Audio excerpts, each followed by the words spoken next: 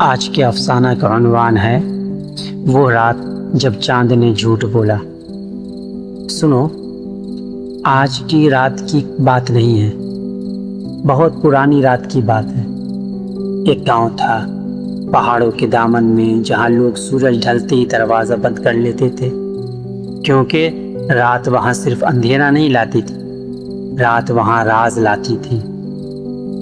اسی گاؤں میں ایک بوڑھا لکڑہارا تھا، اس کا نام تھا رحمت۔ رحمت کے پاس نہ بیوی تھی نہ کوئی اولاد، صرف ایک پرانی کلہاڑی اور ایک چھوٹا سا جھونپڑا۔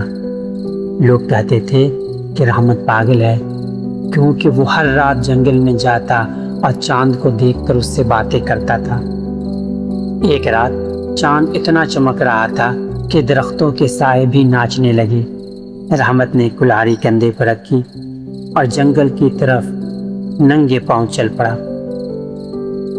وہ ایک پرانے پیپل کے درخت کے نیچے بیٹھا اور اوپر دیکھ کر بولا، اے چاند، آج تو بتا، کیا سچ ہے کہ تم بھی کبھی تنہا ہوتے ہو؟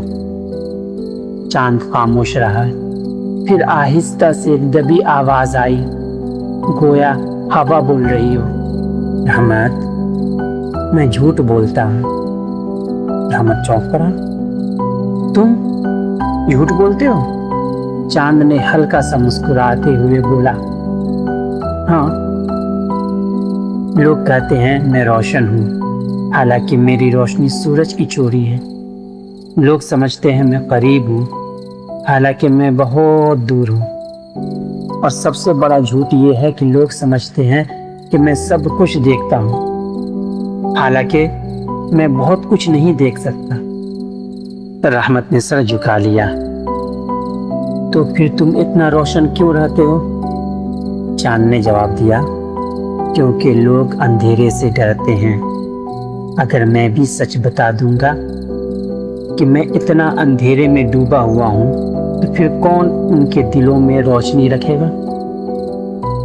اس رات رحمت بہت دیر تک بیٹھا رہا۔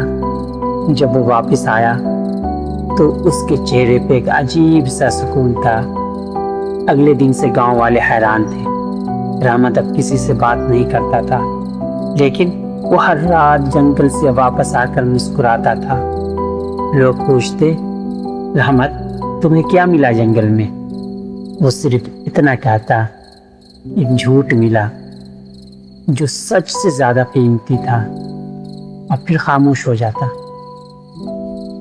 آج بھی جب گاؤں میں چاند نکلتا ہے، بوڑھے لوگ کہتے ہیں، دیکھو، آج بھی چاند جھوٹ بول رہا ہے، لیکن یہ جھوٹ ہمارے دلوں کو زندہ رکھنے والا جھوٹ